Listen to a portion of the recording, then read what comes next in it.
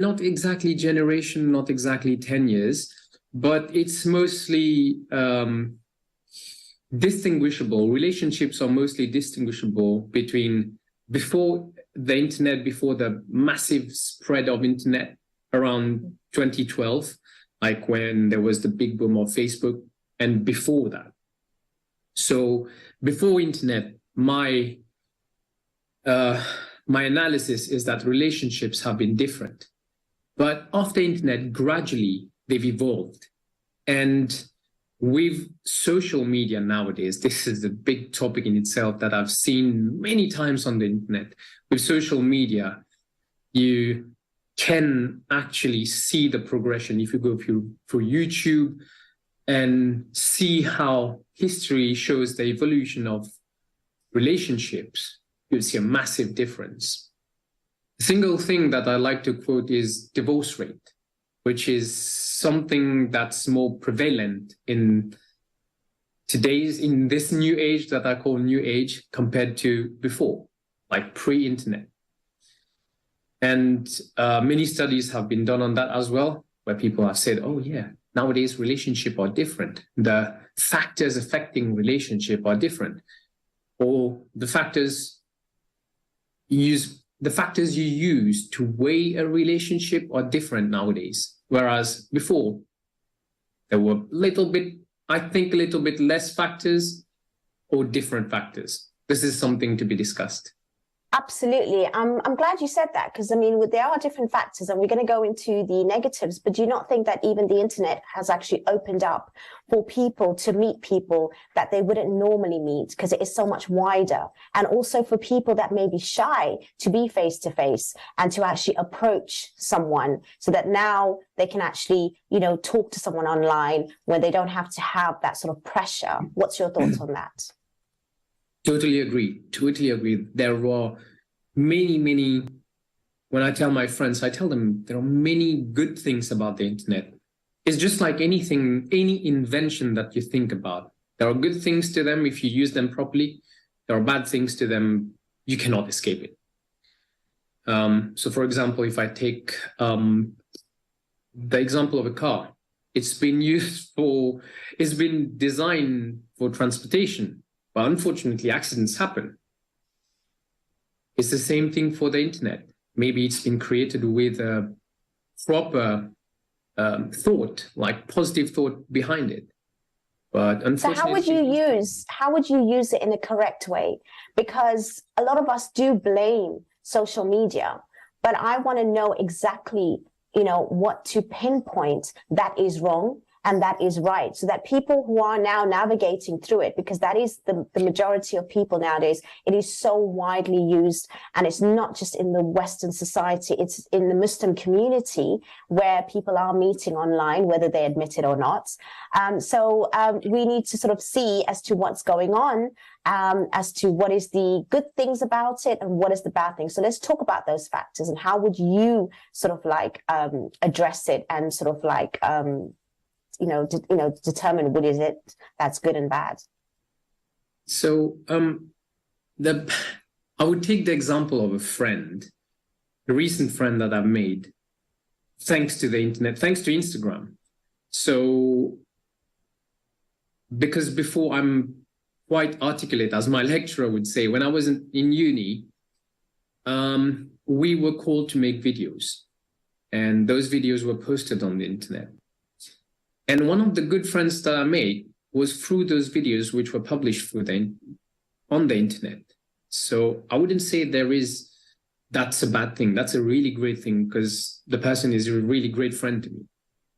And also, like you said, people who are shy to go out there, somehow they manage to send a message to someone and it connects. But we cannot deny that sometimes it doesn't connect with the person that you want. It's just the rule of nature. And it's a rule of probability that's prevailing. But anyway, it works. We cannot deny it. It works. People meet through the internet. The last thing I've been through was an award ceremony. That was something I discovered through LinkedIn, and I saw that it was happening. And I pinged someone and I said, "Oh, can I pop in?" The person said yes.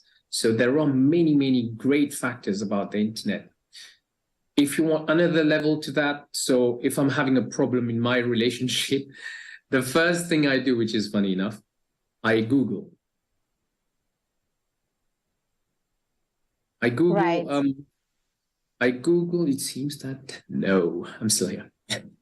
I Google the things that, maybe the symptoms, the problems that I'm having in my relationship. And then I read and I see what's going on. And I get little cues and I read about it. I'm like, oh, that's how I can be better in my relationship. So there are many, many positives to it. Now, for the negatives, it depends on the person. It depends on the person's, the way they want to use it.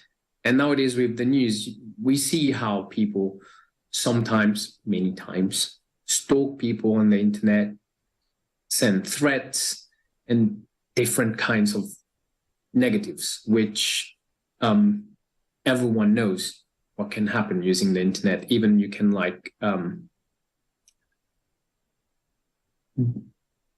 cast a, how do you say that? Like point. Well, when you were mentioning actually that if you had a problem, you would go on Google. I thought you were going to say, when I have a problem in my relationship, I'd go on Google and find somebody else or look at somebody else, because that is also the other issue, right? We have to be honest about that. There is actually the probability that they're not going to work on their own relationship because they're going to look for something else. Yeah, that is another, this is what I say to people, which is funny enough. People say that when one door closes, when someone goes away, there's actually 10 waiting for you, which is not actually true, which people tend to say that. But if you do the triage properly, you have to take into account culture, habits, eating habits, location. When you do all of that, you don't have that much of options, but you do. We can't deny that you do. And many people nowadays, instead of solving the problem that they have in their relationship, which is something that you need to do on a daily basis in a relationship, you have to solve problems. Instead of doing that, they search for options. Or it's not worse, but another thing that people tend to do is, when they're having a problem with their partners, what they tend to do is go and DM someone else and try to find out, oh, my partner did that to me. Is he a good person or a bad person? And the third party reading this message, being a friend of that person, of course, is going to take side with the person sending the message. They're not going to take sides with the partner but they don't know the full story. That's where things go wrong. When people send message, oh, my partner did this to me, is he a bad person? The friend would be like, oh yeah, you definitely need to leave him. Like, come on. You don't know, you don't know everything about the relationship. You don't know the ins and outs. You don't know what happens every day. You cannot really advise someone to stay or leave a relationship based on a single message that you got from the person when they were in a problem. So this is something that I find with many people when they have a problem with their partner. They tend to send a message and then somehow the friend tend to wind the person against the partner, which I think is totally wrong.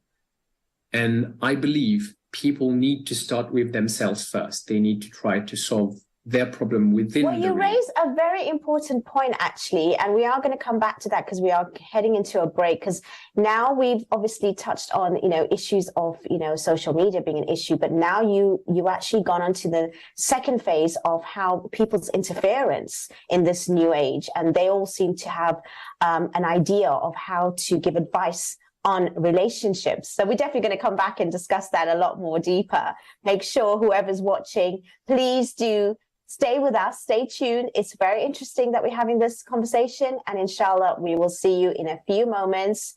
Take care, and we'll see you shortly. Salam.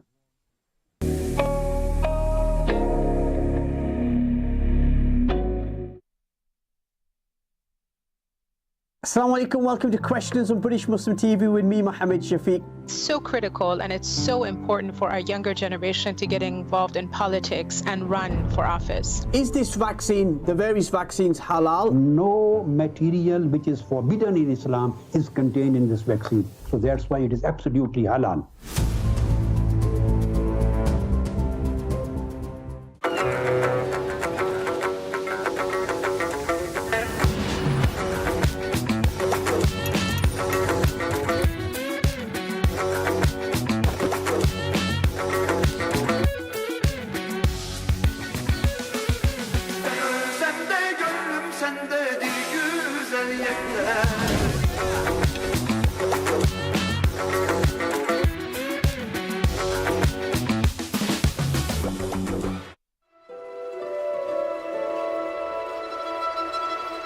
मुझो नालो आ सकीना लिहाज गोठ में रहता हूँ बरसात बहुत ज़्यादा पई घर बुढ़ी या बच्चा वठी भगा से सिर्फ बच्चा भगा से कुछ न बचो जायूं किरी पियूं कचूं हूँ पेट ढवलाए था सिकूं मानी करें अचे थी करें नथी अचे करें खाइनि था बच्चा करें नथा खाइनि लटनि बिना खणी भगाऊं पहिरें उघाड़ा आहिनि बच्चा बस तर तबाह थियो आहे खटा भी कान्हनि कुछ भी कान्हे बेवाया थी लिखता हूँ घर खां असांखे इदारे वारनि दाल ॾिनी चांवर ॾिनऊं गिहु ॾिनऊं खंडु चांहि ॾिनऊं साबुण तेल ॾिना अथऊं पेस्टियूं ॾिनियूं अथऊं बचड़नि जा तोलिया ॾिना अथऊं जेके तड़क कराए असां साफ़ करे विहायूं बच्चा असांखे हर चीज़ इदारे वारनि ॾिनी आहे अलाह असां उन्हनि खे वधाईंदो गिह ॾिना अथऊं हर चीज़ ॾिनी अथऊं असांखे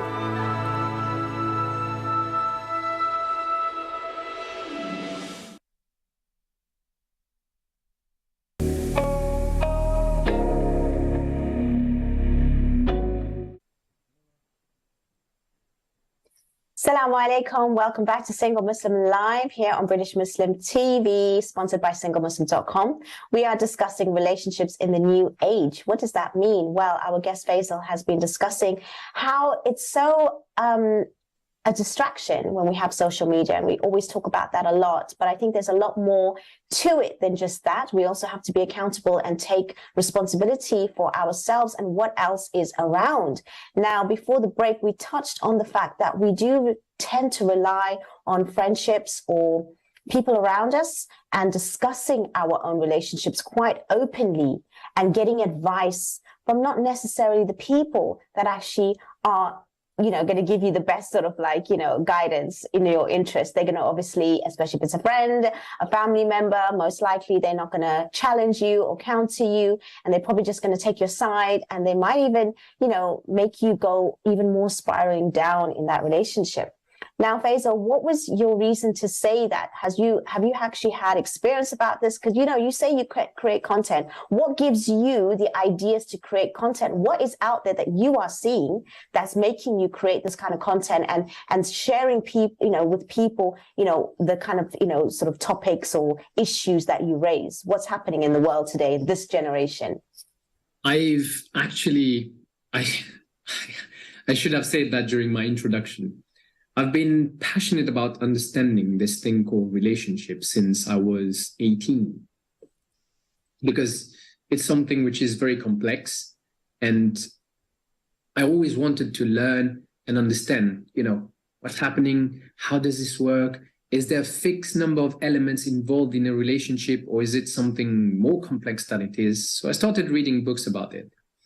And also we had I would not say weekly, let's say monthly chats with a group of friends trying to understand what goes on. And we had a saying, which we were saying that if men conversed with each other like women do, we'd be better at relationships, because women talk more about their relationships than men do, isn't it? That's so true. That's absolutely true. What do you guys talk about then? we try to understand, because it just seemed to us that back then, like I'm talking easily 15 years ago, we already understood that women are more versed socially than guys. It's just that it's like they come pre-equipped with that skill, but it's not pre-equipped. It's because girls tend to be approached really early on in life by many people, maybe on the road, get catcalled and all of those things. Right. So they have to develop skills to be able to get away from situations or to get out of tricky situations, all of that. So that cultivates their social ability, if I can say. So us guys, we were like, we felt left behind. So we tried to understand how to be better with people and also how to be better with girls in general because we were young. So that was the aim of our discussion. But me personally, it stayed like an intrigue section of life. So I always pursued that kind of research, ongoing and ongoing. I stayed in touch with how it evolved with time, and I saw how it evolved with time. And I think what you raised was so important there, actually, which I never really thought about before, because it's not just the fact that women are just, innately going to talk. I guess they're forced in certain situations, like you mentioned, because they are approached a lot more than men are. So they have to be put in there. And I think that's a very great point that we need to obviously highlight. And that's something that's not just for the new age, that's also from before. But obviously the new age is allowing it much more on the internet, because maybe even girls, some, especially in the Muslim community, they may be a little bit more shy to approach in that way as men do. Men get a lot more rejection. So I guess you got to have a lot of thick skin as well, right? So, I mean, you said you've been, pursuing this kind of understanding of relationships. So what have you found, which is quite profound, that has changed over, say, for the last few years? This falls under only one category that I found really important, and nowadays it's taught like a soft skill, which is, they call it EQ, emotional quotient, emotional intelligence, which is something, it was being talked about for the last 5 years, and then recently is just like dissolved in the background. But people are still using, I would say, key elements of that study, if you want. They still apply many things related to emotional intelligence, be it in a relationship, be it at work, wherever you're dealing with people. They use those techniques that people have when they have great emotional intelligence. So, can you describe to the viewers, what do you mean by emotional intelligence? Maybe not everyone understand. What does that actually mean? So emotional intelligence compared to intellectual IQ. Intellectual IQ is related to mostly academics, mathematics, arts. It's divided into those categories. Emotional intelligence, like the word says it, emotions, is mostly about understanding your emotion and regulating them in situations, whatever situation might be with another human. So if you want to divide it further, you have compassion, compassion, anger, frustration, happiness, all of those emotions. You learn what triggers them, or if they get excessive, how to regulate them. Especially when I learned about emotional intelligence, it was mostly for two places, relationships and workplace. And in those two situations, you have a lot of these waves of emotion that you get in a day, that you have to understand how to address them, especially the negative emotions. So if you get rejected, you need to know how to approach that emotion, how to acknowledge it, and then work around that, trying to channel that in a proper way to not destroy yourself, use it positively, and all of that. So there is the theory that you're describing, but do you not feel that men and women actually need to converse to understand each other? And that's very difficult, especially in our culture, in our religion, in our faith, because you can learn it, but unless you actually experience it, then you know how to actually respond or how to understand your triggers. What is your sort of like, understanding about knowing emotional intelligence without actually even being in a relationship? Many people, from what I've seen, many people don't actually bother to go in that area and study that, which is something I totally understand. But many people with time, and especially with hurdles of life, and when you're hit with, rejection, heartbreak, pain, grief, and all of that, as a human who wants to thrive, who wants to be a problem solver, who wants to like become better and not let emotions get the best of you, you learn to find ways to regulate it without actually knowing that you are working your emotional intelligence. So many people, from my observation, they work on their EQ without knowing that they're working on their EQ. And naturally, what happens with people who've been in relationships, who have been through heartbreak, who've been through grief, they, with time, develop better EQ without knowing that they're developing better EQ. Do you think men and women develop it differently, or do they need different types of emotional intelligence, or what is it, if it is different? Definitely, we develop that differently. Women tend to, like, if you take it from layman terms, women mature earlier than men, which is actually, we're talking about emotional intelligence. They get those soft skills way earlier in life because of the reason that I said before. And men which is not actually the greatest thing, but it is the truth. Men with pain, loss, grief, heartbreaks, men develop those skills when they go through these hurdles, when they overcome these hurdles. But do you not think, okay, a lot of people might say that dating is a lot harder now, but regardless, we've got a lot more technology in order to get information. We have much more psychological sort of analysis. Like you said, you can just Google what is it that you need to do in a particular way. So that should really help relationships thrive more than just, more than just struggle. So, it's quite, sort of like, it's just strange in that sense, right? When you say, I'll give you a comparison. I was thinking about this issue recently. So if you go back in the days when you had to get an appointment with a GP, it used to be a kind of straightaway process. Nowadays, with all the technology which is supposed to facilitate the process, it takes way longer for you to get an appointment, to go through all these barriers before you reach that end point. And this Good analogy. Allow me to add another thing to that. If you apply for a job, goodness me, the number of barriers that you have before reaching the job is actually a job in itself. So it seems that technology, with the good intention of facilitating our life, now we're seeing that it has not done it properly. And I think we have a long way to go to like make it become better.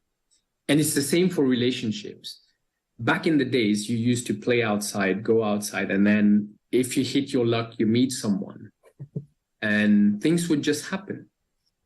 So for example, if I take our community, you'd go to weddings and you see people and then you try to talk to an auntie, oh, who's that girl, blah, blah, blah. And then connections happen. You didn't even know about options. But nowadays, you don't do that in weddings. You just sit there in your corner on your phone and hope that you'll find that person on Tinder or Minder. That is so true. Oh my gosh.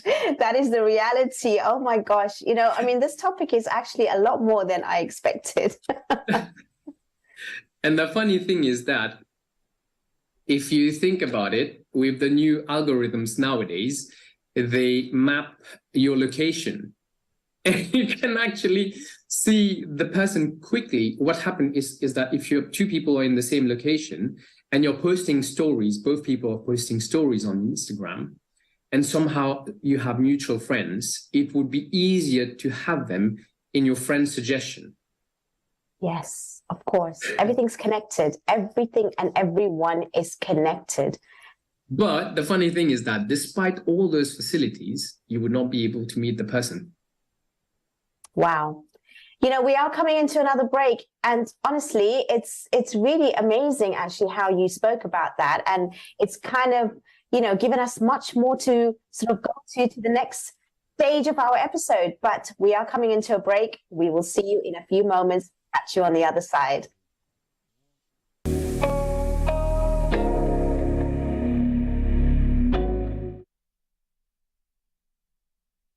Abdul Muttalib, the Prophet's grandfather, proposed to keep the name Muhammad, which means the praised one. The Prophet is a person whose illuminated face is used to draw rain from Allah subhanahu wa ta'ala. He is a sanctuary for the orphans and a refuge for the widows. It is your light that we need.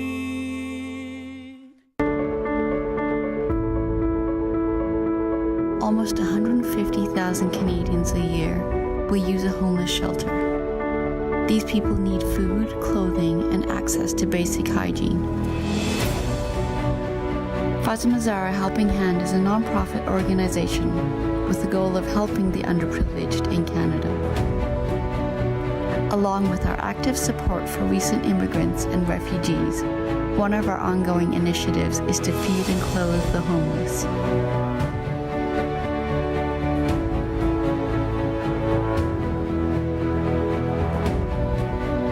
For more than a decade, we have provided hundreds of thousands of hot meals to some of the most vulnerable and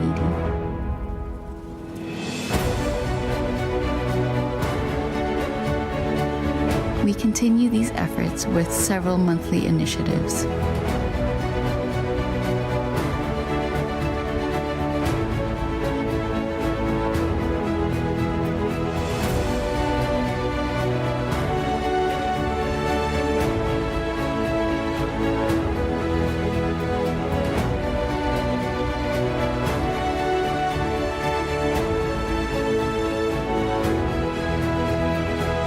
For more information or to donate, please visit our website, noormuhammad.com.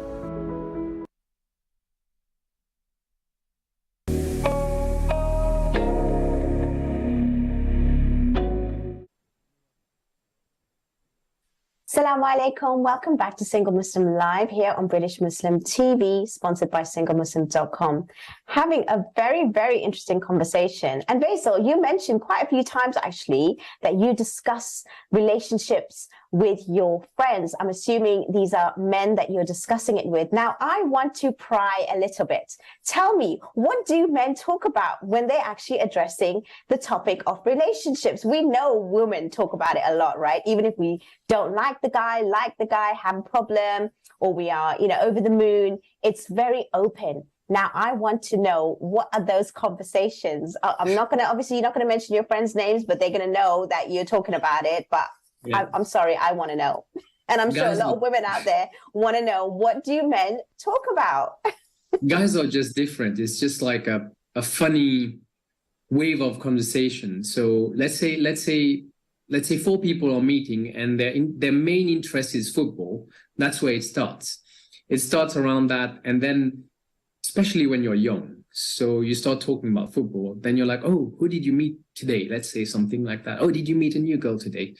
Or let me give a context. Let's say 4 people who love football, they all go to a wedding and they're all single. So whenever they're going to sit within the wedding and start talking, it's going to maybe start about, oh, the wedding is nice, the setting, blah, blah, blah, the food, not to forget the food. And then they're going to start saying, oh, did you see that one? So it starts, oh, yeah. Then they start judging a little bit. Oh, no, not that one. So that's peer pressure coming to you. Oh, you didn't choose the right one, or you choose the right ones. Or you'll tell the other one, oh, don't look at that one. That's mine. That's your sister-in-law. Okay, so these conversations are actually happening, and it is real. So they do actually. So it's mainly about, I would say, for men, majority of the time is physical attraction as well, because that is another question. It starts there. And men, like, if you take it further, this is for single guys. If you take it further, the men I've encountered, at least, they don't discuss the core of their relationship. So what's happening, what's the problem, and blah, blah, because there's mainly an ego thing going on. What if the other guy's got it better? What if he's doing better in his relationship? Then I'll appear as if I'm done, And guys don't want to feel like that, so they don't talk about it. And even if a guy is having a problem, if you go to a relationship counsel, you won't go to a guy, you'll go to a lady.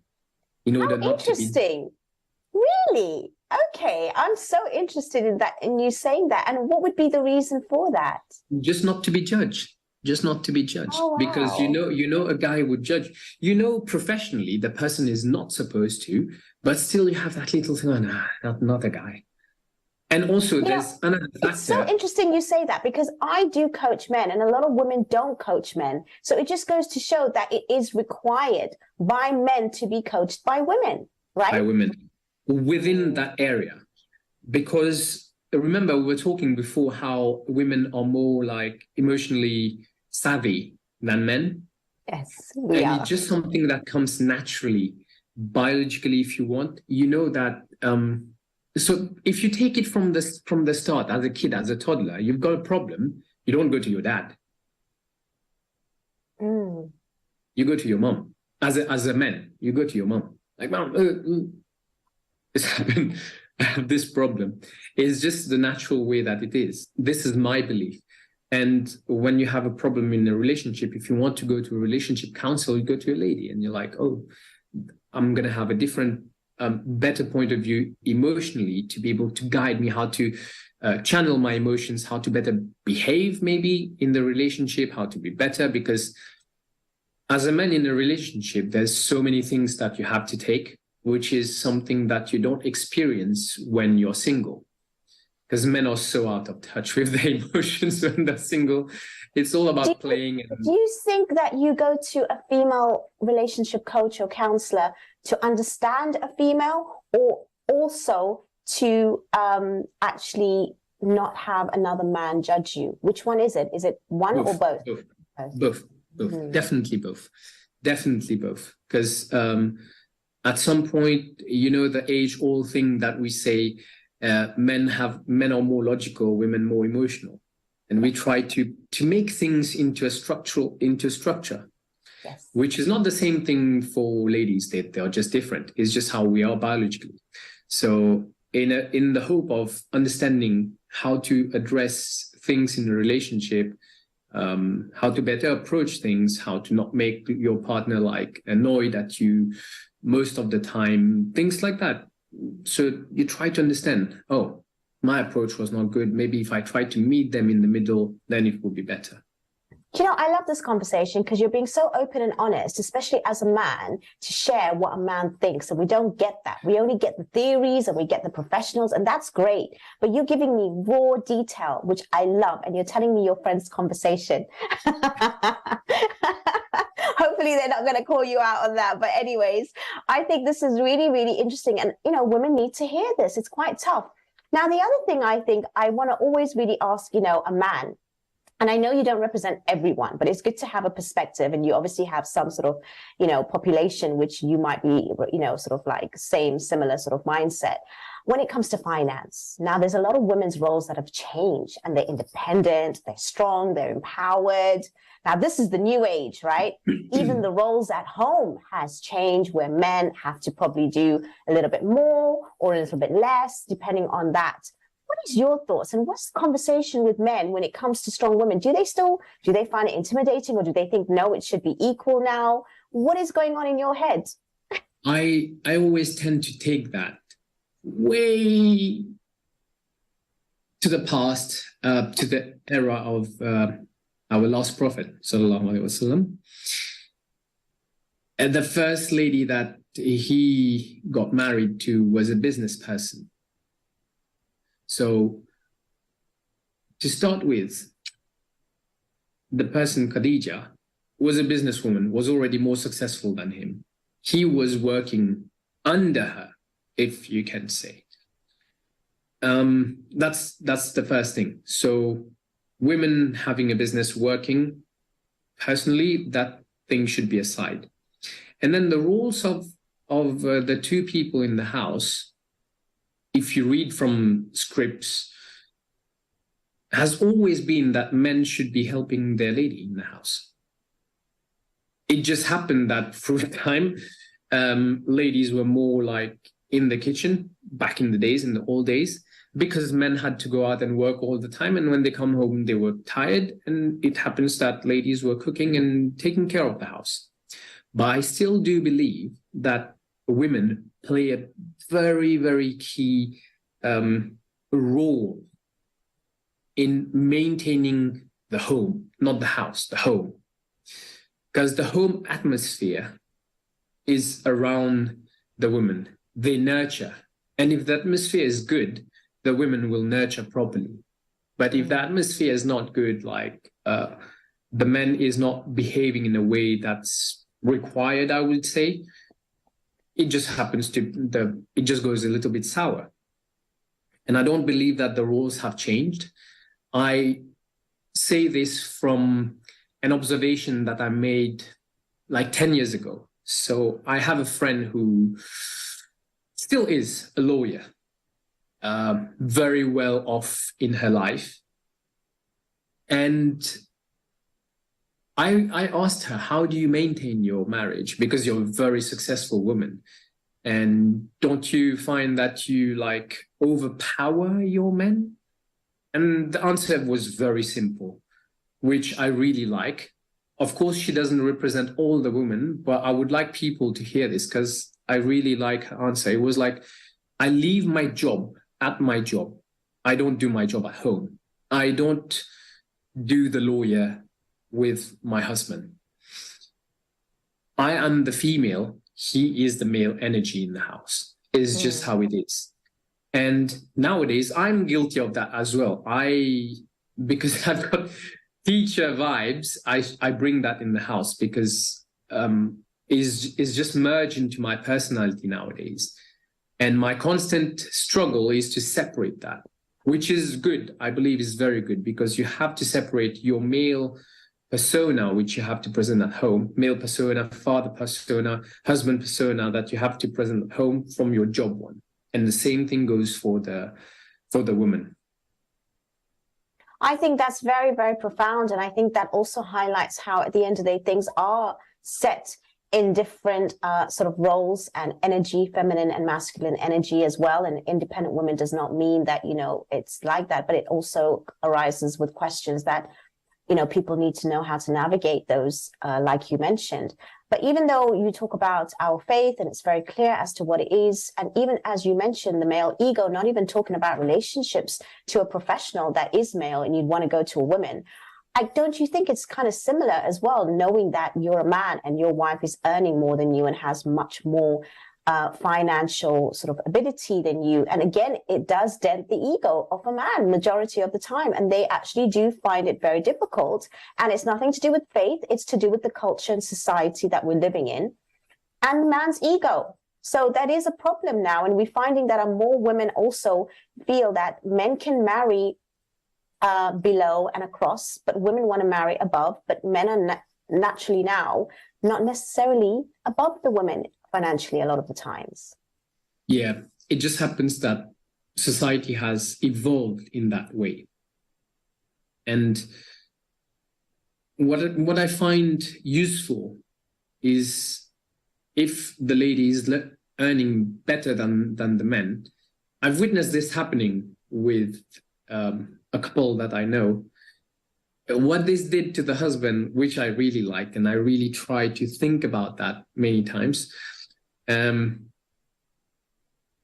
If I was in a situation like that, I would take that as a motivation to become better.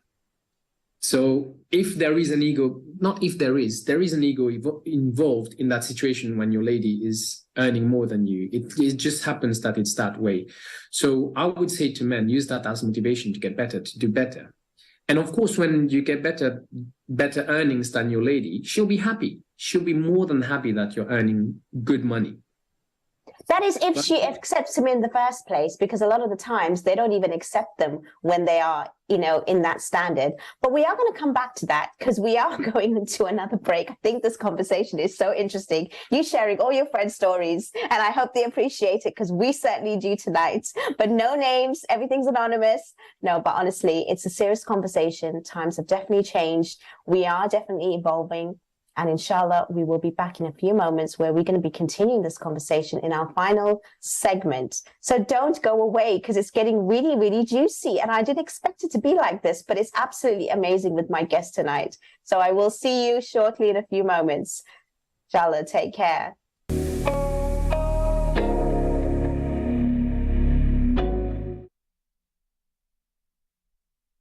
Assalamu alaikum, welcome to Questions on British Muslim TV with me, Mohammed Shafiq. So critical, and it's so important for our younger generation to get involved in politics and run for office. Is this vaccine, the various vaccines, halal? No material which is forbidden in Islam is contained in this vaccine. So that's why it is absolutely halal. Looking for the perfect place to host your next event? Giftos Lahore Kadai Banquet is here to make your event mesmerizing for you and for your guests. Catering for up to 180 people with extravagant ambience for all kinds of events like birthdays, weddings, henna, family function or anniversaries. Indulge your taste buds with authentic and freshly prepared Pakistani cuisine on site and delight your guests with elegance. For booking, contact Giftos Lahore Kadai.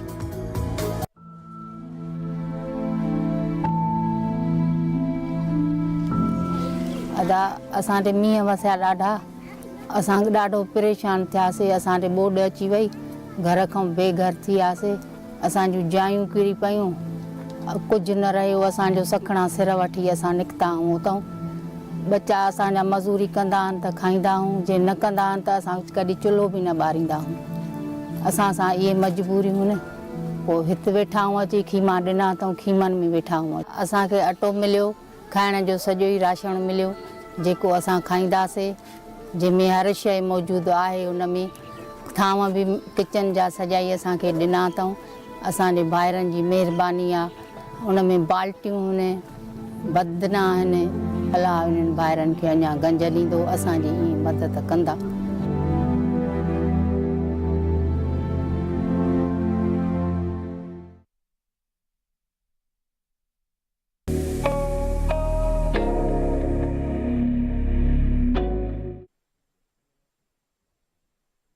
Assalamu alaikum and welcome back to Single Muslim Live here on British Muslim TV, sponsored by singlemuslim.com. Again, such an interesting conversation. Faisal, all your friends must be thinking, wow, you're telling them my story. We were talking in the break, honestly, it's great to have theory, but it's lovely to share people's stories and learn from other people's experiences. I think it's so valuable because a lot of people do resonate with it. And again, everything is private and confidential. We are not naming anyone here, but we're just sharing stories, which is probably here. Probably hundreds of people feel that it's their story. Now, before the break, we were talking about how it is that, men and women differ in finance and how it actually makes a difference to a man's ego, and also looking at new relationships. Women are not necessarily accepting of that. You said that it should motivate a man, but that's okay if she's already chosen him, but they're not even choosing men now because they don't want that. They're actually finding it very difficult to choose men who are earning less, for example, or not even educated, and women are much highly educated and earning and having a lot more of the profession. Do you think that is actually damaging to relationships today? What is your personal thought? I mean, there's no right or wrong answer, but I want to know what you think. I've been observing that since a long time. I've been seeing the evolution as well, how few women were choosing men on the path to their growth. And now it's fewer women choosing men in the path of their growth. So it's gotten worse from my observation. But I believe it's going to reach like a turning point where women are going to understand that, but there's all of the men at some point in their life are in their growing phase. And maybe they need to try and see that, like, be able to see the men when they are in that growth phase. Because if you think about the men in their late 20s, that's when most of the growth happens. And many men don't have it figured out in their 30s. So that's the reality that women should know. Instead of actually not choosing men who are not earning as much as they want. Now, there's another factor to that. It's not only about finance. Yes, maybe the person is only earning average, but it's how do they care for you? Is it only about money? If they're earning a lot of money, will they have time for you? How are they with kids? How are they in the house? How caring are they towards their house or their home, should I say? Those are factors to be considered. It doesn't start only with with money. And like we know in Islam, it says, look at the deen first. And if you have the deen, you will have values that you adhere to. So yes, you need to provide for the house, even if you're making average and maybe your lady's earning more than you. But ladies as well should know that the men should possess other values rather than only having financial stability. He should be able to care, he should be able to father, he should be able to joke. Very important. He should not be a bore. You could be earning a lot of money, but you're just sitting there all day and not knowing how to make a conversation. All of that is very important. Like people say, beauty fades. But if you've got a good character and you can joke about things, that's what keeps you moving. No, absolutely. I think you raised some really, really important points there around that, because a lot of women, young people nowadays, especially, when they're looking in this day and age, it is very superficial. It is very surface, and there's a lot more qualities that is required for both men and women to look deeper and to the core, and mentioning values and emotional intelligence and the whole character of somebody is highly important. Now, do you find that in today's day and age, compared to before, women are a lot more vocal? So we talk a lot about communication. We definitely can communicate, so we don't have that problem. It's just how. Do you think that's changed? Because, women used to be quiet. They used to put up. And on one hand, it's good that they don't put up with certain things that they shouldn't put up with anymore, right? Like abuse or, some sort of ill treatment. But on the other hand, just on a normal basis, forgetting the extreme, they are actually saying what they want and what they don't want. And they're also not tolerating a lot of nonsense as well. So how do you see the new generation with communication? I have a spicy response to that. Probably many people won't accept my point of view, but it is just how it is. So nowadays I'm actually totally happy that women are vocal. They say, what they need to say in situations they need to voice out what's going on. But then it has grown into something which is not totally for the best interest of both sexes. It's grown into something where society nowadays tend to give more value to what a woman says than to what a man says. And on top of that, to add another layer to that, if you somehow try to disagree with the woman's point of view, you are banned or qualified as whatever negative adjective you want to give to the person, which I think is totally bad. Because if you think about the purpose of free speech, both parties should be able to express their views and to openly disagree. But nowadays, it seems that the disagreement with women I wouldn't say in general, but tends to be that, if someone disagrees with the woman's point of view, he's wrong. But what about taking it as a human point of view? Both of their sexes can be wrong. And both of them should be able to accept when they're wrong. But for me personally, I don't find it fair that it's going that way, where mostly women's point of view are taken into consideration and men's voice are just silenced. And I think it's something that many people have seen nowadays, but they've tried to question as well or fight, but they've been silenced. I know what you mean when you say that, actually, because I guess we have this word is toxic masculinity, and it's kind of like damaging. And now there's not even any masculinity in most men because they're scared to speak up, and they also get abused. They also are treated unfairly. I completely understand where you're coming from. And just because, yes, predominantly women are the ones that are mainly abused, and they have been in the past and still continue to, unfortunately, but that does still not, erase the whole fact that, when there is a genuine case, it should be heard fairly. That's what you're saying, right? I'll tell you something very, very simple about it. That's where my point of view stems from.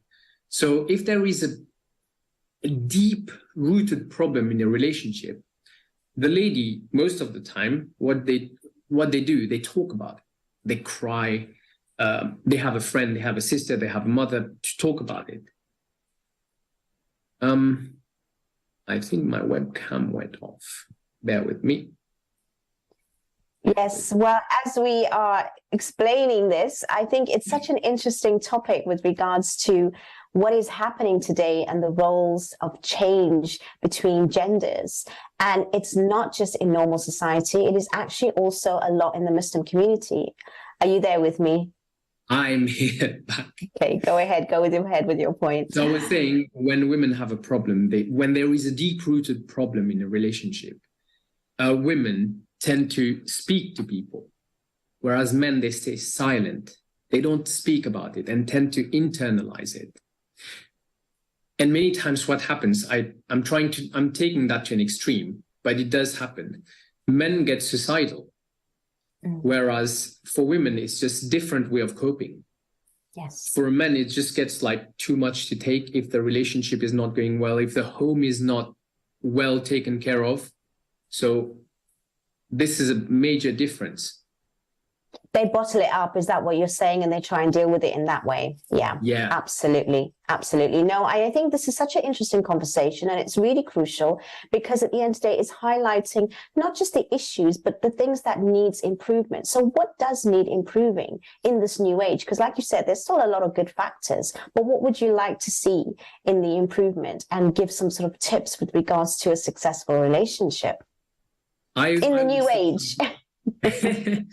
I would say something very simple, very, very simple. If you look at the fashion nowadays, it's mostly large pants at the bottom, which are coming back into fashion, which tells me that people are looking back to what people were doing in the 70s, to take example from there and to try to mimic the same thing with a little touch of innovation. And I believe the same approach should be for relationships. Take a look at what was working before, how people were solving problems, how discussions were happening. And if the problem is really bad, there was a family reunion, a meeting to be able to solve the deep-rooted problem in that relationship. And it didn't go out of the house. It stayed within the family. It didn't go out on the internet. This is a good example to take from the previous age, like before internet. Absolutely. Faisal, you know, we've only got last couple of minutes of the show. Can you believe it? But I'm sure a lot of people would love to hear more of your content. Can you share with me, where can people reach you, especially if they want to listen to you? The main place is TikTok and Instagram. So if people want to see more of these kinds of content, it's on TikTok that they can find me. And they would hear the same kind of point of views. I give them tips about relationships from experience, from what I read, and from what I've seen other relationship coaches say. And I take that and frame it to give tips to people. I love that. You've been absolutely gem tonight, and you've given us so much food for thought. And I love the fact that you've been so raw and honest, and giving us all your friends' gossip as well.